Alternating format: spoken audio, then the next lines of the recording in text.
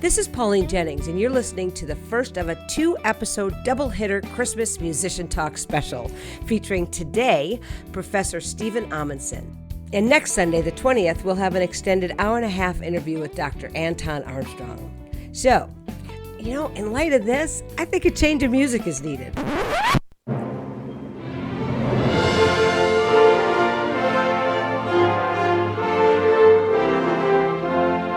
That's better.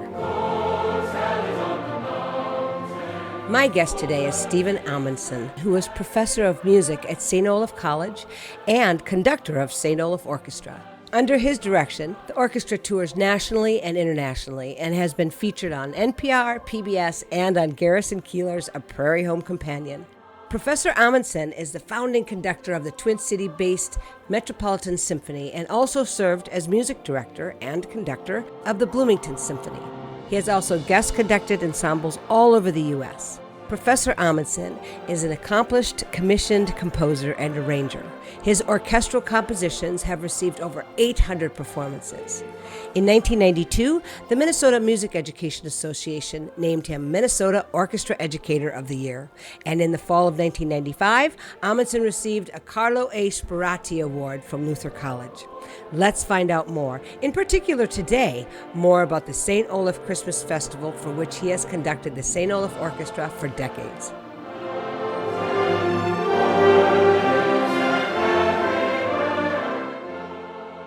Hello and welcome. What a joy and pleasure it is to have you on Musician Talk. Thank you for having me. I'm glad to be here, Pauline. So to start, I just want to have you fill us in on the changes that you've had to make during this COVID time as an orchestra conductor and teacher this year at St. Olaf. Yeah, it's been quite a ride. Really it kind of started all the way back last March.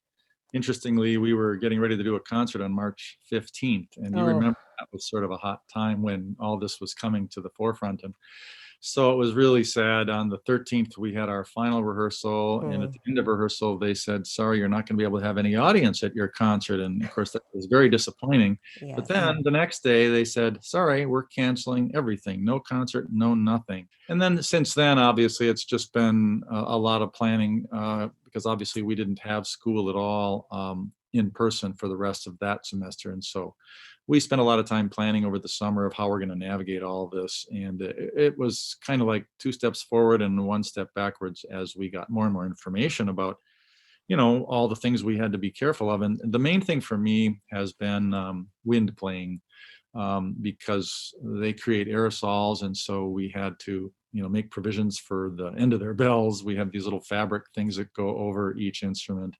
We had to, of course, space the musicians.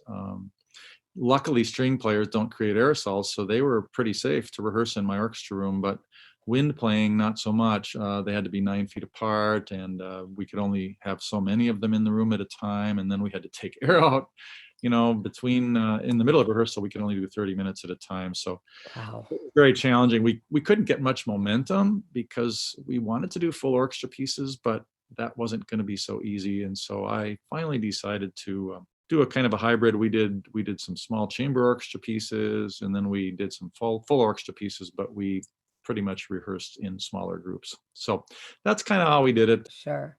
I was wondering about that, if you have to rehearse groups, how you would ever perform a piece together.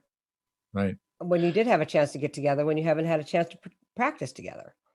Right. And luckily, because the athletic area was not able to do nearly as much as they normally would, the gym was free on weekends, and so the bands and the orchestras each got an hour in the gym on weekends, really 2 half hours with a half-hour break in the middle. So we did get chances once per week to have the whole orchestra together, and so we were able to make a couple of recordings. They'll be archiving it so people could actually take a peek by going to the St. Olaf website and then just typing streaming into the space or into the search bar. It's pretty cool. I mean, it looks weird, all spread out, everybody wearing masks. And by the way, the wind players had to wear masks too, but of course, how do they get their mouthpiece in? So there's a little slit in the middle of the mask, and they could open the slit, put their mouthpiece in their mouth, and then when they're done playing, they could close the slit again so that they could function like a regular mask. So Wow. that was another, we had to acquire all of these specially made masks. Wow, incredible. And I'm wondering if there are any bright spots in all this that you had to do and change. If there's something that you learned that you're going to take forward with you. Well, that's a good question. I would say a couple of things, mainly learning a little more patience, resilience, creativity, forging a way forward. It was really important for our students to feel some sense of community, and we all knew it was going to be fractured. But I think, we learned that as a community, we could be determined, we could be patient, we could be resilient, and we could make things happen. So I think St. Olaf did it right. I'm really proud of the administration for coming up with a plan that worked. And so, I think we all learned a little bit about ourselves. I learned I certainly don't like conducting with a mask on. I tend to be a vigorous conductor, and I tend to get hot. And, there's a lot of things we're all looking forward to when we finally have our vaccines and get back to normal. Hurrah to that. Now, as you know, this episode, along with next week's show with Dr. Armstrong, is my Musician Talk double hitter Christmas St. Olaf special. With the cancellation of the St. Olaf Christmas Festival, I wanted to bring some of the holiday cheer of the festival to the airwaves and to the audience. So to start out with, I'm curious about your process for choosing pieces for the Christmas Festival concert. Well, first of all, we have a theme. As the orchestra conductor, and since my orchestra doesn't use text, when we play, it's music alone. And so really we're trying to create a mood, something that fits the theme. But I would say it's primarily the choral works and the texts that we choose together as a committee that highlight the theme. So we really, again, we start with the theme. We pick pieces that we all love that might support the theme. We often start with things with masked choir and orchestra together, and then we sort of build a program around that. But the orchestra traditionally has been the first thing that happens. And I love to choose a piece that helps two things. When they're coming in from outside, and their busy lives and the hustle and bustle and the parking and everything, they're kind of cold. And so I like to choose a piece that kind of melts them a little bit and open their heart so that they can receive the gift of this concert. And so I like to start with a slow piece, something that, really gets inside and under your skin and into your heart. And so that's the first thing I do. And then for the other sort of orchestra alone piece, it's usually something nearer the end, something that's really celebratory. We kind of start with an Advent sort of feeling to the beginning of the program, and then we get to the gospel reading and Christ is born, and then now it's kind of let's celebrate. And so the orchestra has a big part in that sort of celebration aspect. So those are the two kinds of pieces that I typically program. And this first piece we're going to play, called Farandole, seems to be more on the later end because it's pretty dramatic. Right. It is. It's a definitely a celebratory piece. And, there's an old medieval French carol called The Three Kings that's pretty familiar to all of us. Bum, bum, da-dum, da-dum, da-dum. And Farandole comes from a larger work, kind of an opera, if you will, called L'Arlésienne, which means the girl from Arles. And the opera is about this person, and then this music is incidental music that was used to kind of enhance the play. It's not really an opera, it's more of a play, and then there's incidental music where the orchestra is used to kind of help describe these things. So anyway, there's one character in this play named Balthazar, and he was actually one of the three kings, one of the magi. And so that's why this music is in this play, is because it's kind of describing this character. And then you'll hear these three kings at the beginning, that famous march of the three kings, and then it kind of segues into this dance. It's kind of a wedding dance, if you will. It's known as a kind of a Christmas piece. It's used on tons of Christmas concerts around the world. It's one of the most popular, and it definitely ends big. It's just about a 3-minute piece, but it starts very regal, these three kings, and then you'll hear this dance that builds and builds and builds, and then eventually you'll hear this Three Kings theme again. It's wonderful, and it's funny that you said that about the march and the dance, because that's exactly what I have written down here. It makes me want to dance at times and march at other times. And this was written by George Bizet. Exactly. And this was recorded during this 2016 St. Olaf Christmas Festival. Yes, exactly. Awesome. Well, let's take a listen to Farandole from L'Arlésienne by George Bizet and conducted by my guest, Steve Amundson.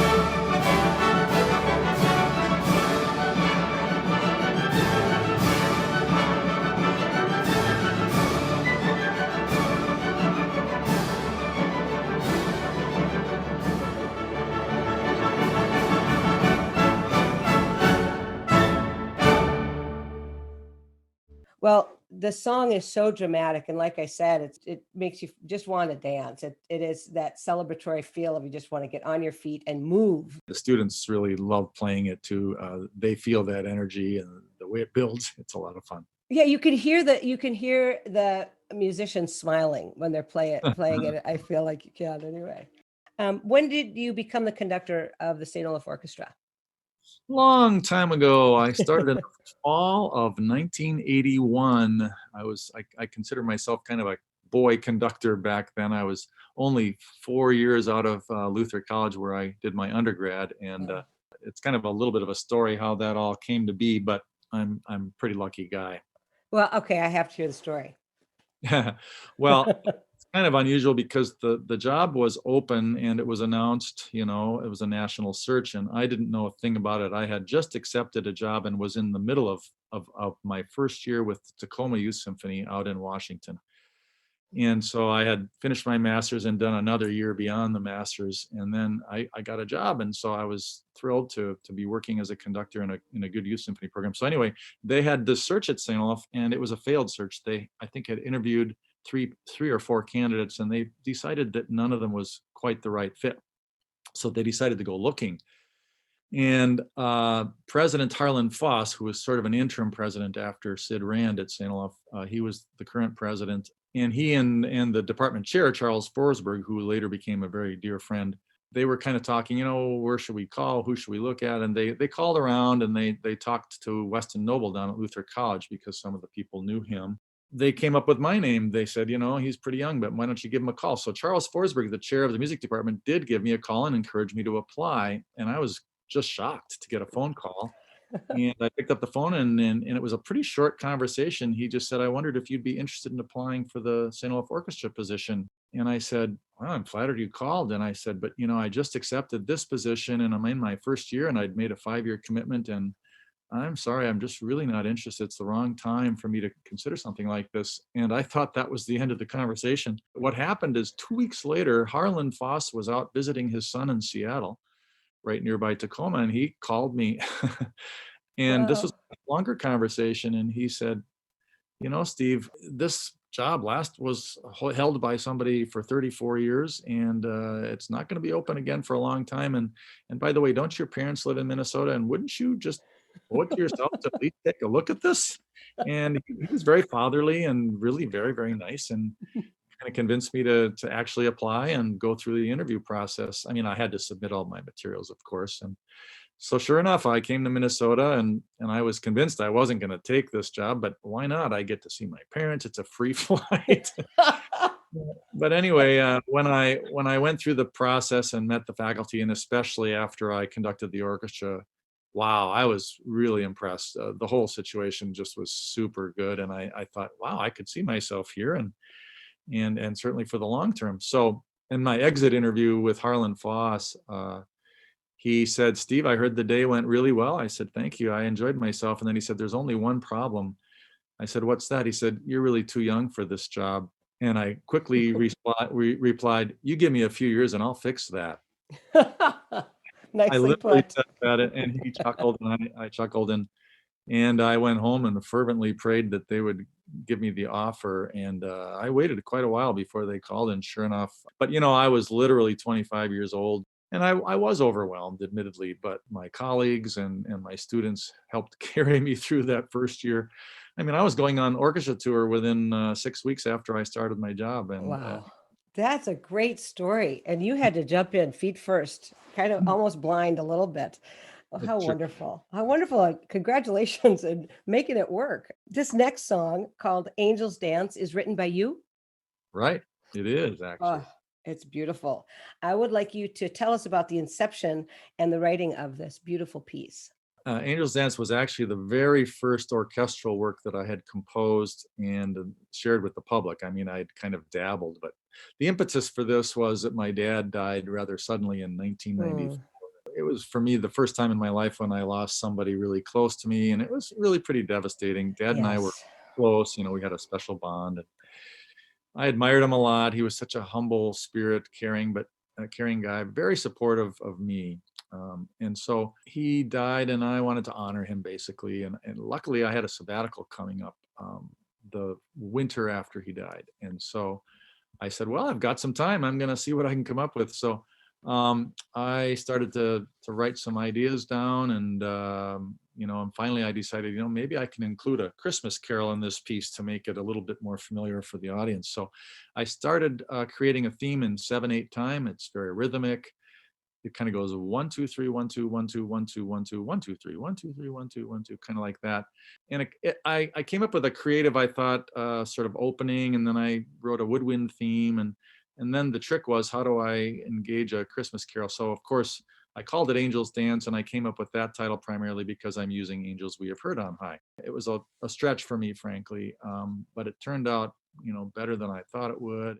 But it became a very special piece to me, and it's been out and about. A lot of different orchestras have picked up this piece over the years and done it on their holiday and Christmas concerts. So it's been a really gratifying experience for me. And of course, I was thrilled to be able to honor my dad. And it was very cathartic for me to write this piece. And we actually recorded it for our program that's going to be aired now this weekend. The recording that I have is from 1997. Okay. So it takes you back a couple years. And with that setup, let's just take a listen to this song called Angels Dance, written by my guest, Steven Amundson, and performed by the St. Olaf Orchestra in 1997.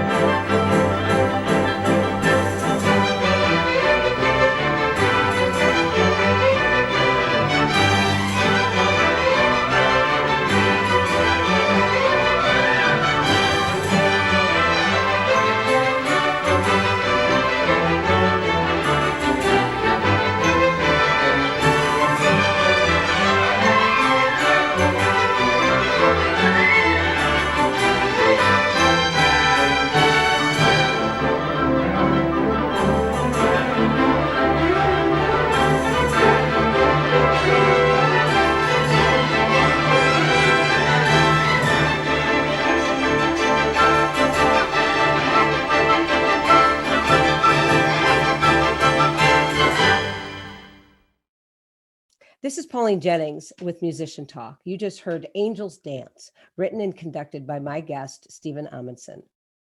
All right, so when I hear orchestral pieces, because there's no words, I have to create a scene in my head. It seems like it happens all the time. And this one, I could hear the angels say, okay, come on, let's dance. And they do, and they dance. And then they have this breakdown section where they're in the grass, just lying around, just talking in the grass. And then they say, okay, let's go dance some more.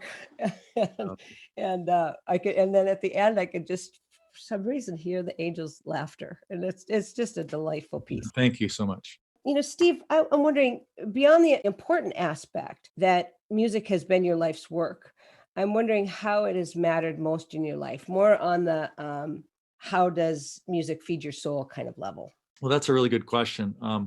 For me personally, I'm not maybe the most expressive person in talking about myself or my feelings or those kinds of things, but for me, music really is a cathartic sort of thing. I can invest my whole being in a way that maybe I wouldn't be able to do in other ways.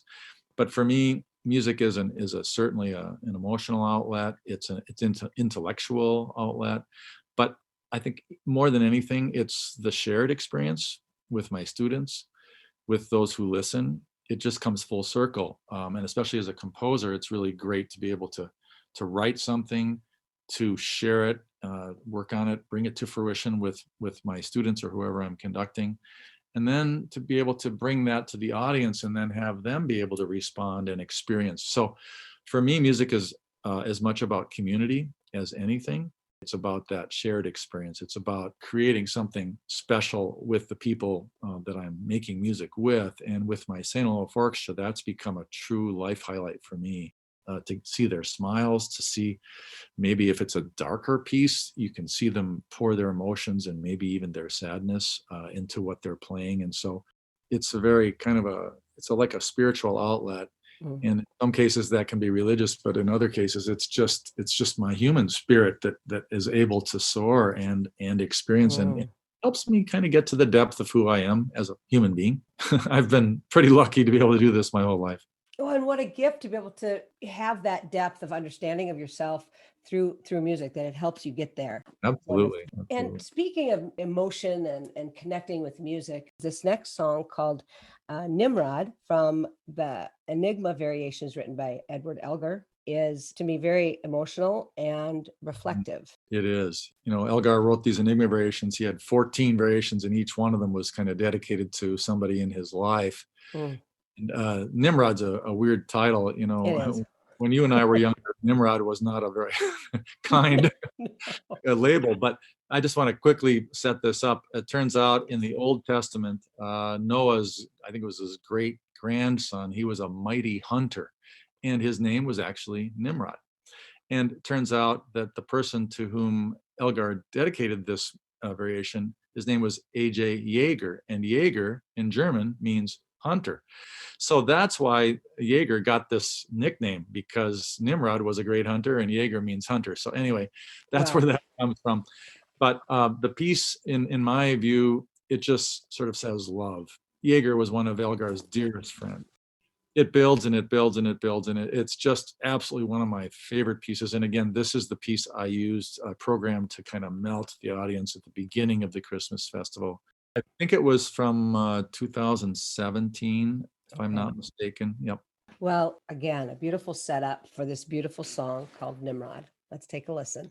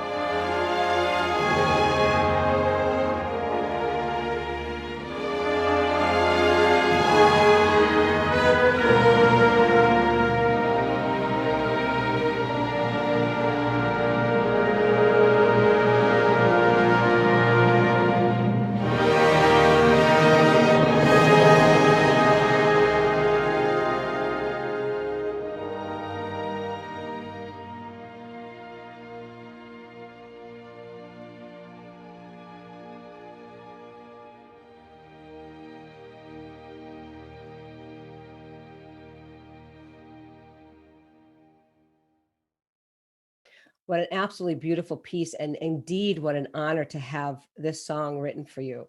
It's just the perfect piece for the listener to reflect, and then while they're reflecting, they're being lifted up. Like you said, it just builds and builds and builds. It's like you're being lifted up into the heavens. Yep. Yeah.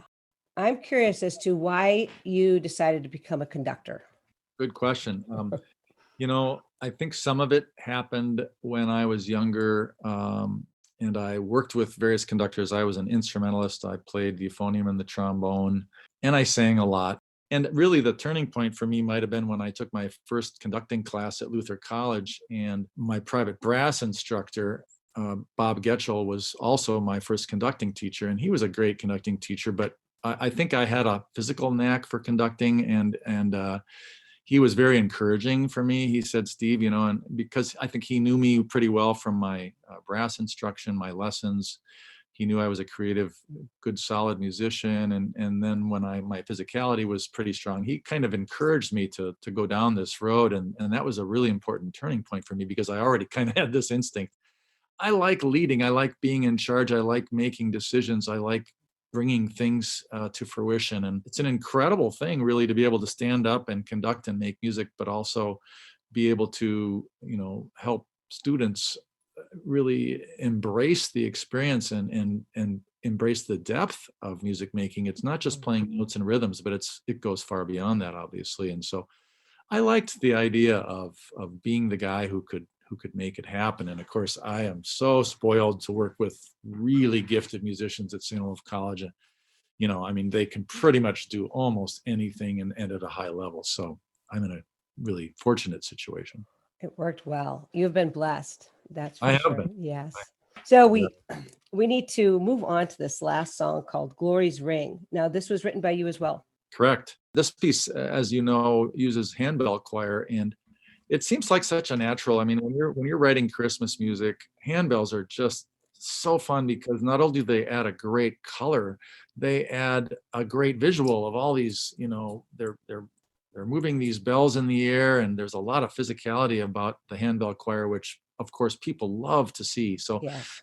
And I don't know that I'd really heard any music for handbells and orchestra. Probably I had, but one thing I did know is that we have an exceptionally good handbell program at St. Olaf College, led by my colleague Jill Marr. There's 3 handbell choirs at St. Olaf, and the top one is just so good. And so I thought, well, this would be a no-brainer to write a piece that would allow them to shine and to participate in the Christmas festival and play with the St. Olaf Orchestra. So yeah, so it's just a fun Christmassy piece, and I quote a very famous Christmas carol, "Ding Dong Merrily on High," and of course that just makes a lot of sense for handbell inclusion. So you'll hear that music be quoted. But one of the things I have done with a lot of my Christmas music is to try to write an original theme, and you'll hear that original theme at the beginning, which is just very fun-loving, kind of lilting, jumping around a lot.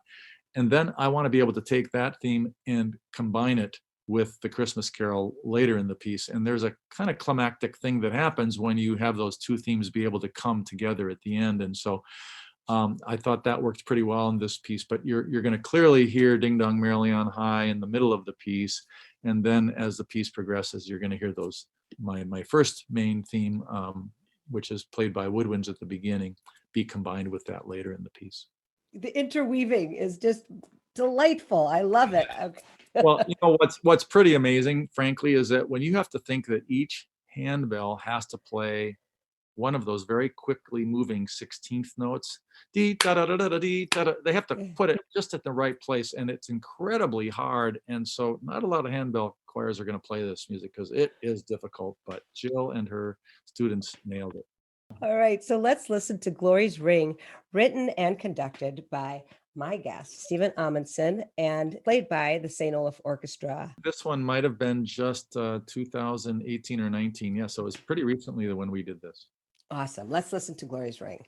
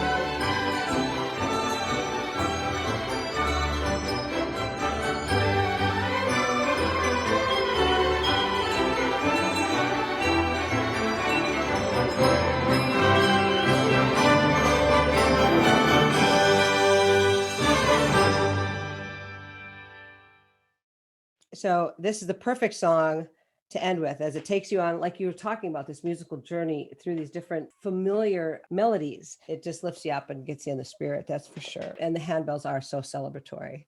Yeah, I had a great time writing this, and even more fun performing it.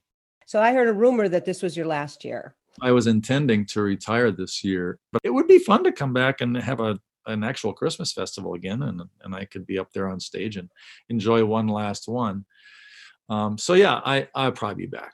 I might end up going part-time. The provost was really kind and just said, look, we're just looking for somebody to shepherd the orchestra rather than having an interim person, and you can go part-time if you want to, or you can be closer to full-time. So I think I probably would end up going part-time with the orchestra and maybe teaching just one class versus several. Well, that sounds perfect. To close, as you reflect back over your illustrious career, what are some of your favorite moments with the orchestra? I know there are many, many, but just a couple. I just have so many memories from over the years where I'm making music with the orchestra, and there's a couple that really do stand out. And one of them is going to Carnegie Hall and playing for a packed house of a lot of oldies, but frankly, a lot of people in the area just came because we featured a big name soloist named Sarah Chang, and violin soloist, and just really unbelievable. Just making music in a hall like that. Historic, one of the greatest halls in the world. And then getting to do something like Mahler's Second Symphony with the St. Olaf Choir and the Chapel Choir, and some alumni soloists who came back to sing the solo parts, and just incredible music. And it's that shared experience where you just know everybody is lifted up, and it's not just the people in the orchestra and the choirs, but it's all the people who come to listen. It's that shared experience which takes us to a level that we don't get to experience every day. We need those moments when we can just experience true ecstasy and joy, and that shared beauty of music. And to me, that's really what makes it for me. What a beautiful way to end. I want to thank you for joining me today and walking us through some beautiful Christmas orchestral pieces. And I tell you, you are a blessing to St. Olaf and to this community. Thank you. Thanks so much, Pauline. It was a true pleasure for me. Good to see you. You too. Thank you so much to Professor Amundson for joining me for this wonderful conversation today. What a joy. And many, many thanks to you for listening to Musician Talk this morning on KYMN. You have a terrific day and wonderful holiday season.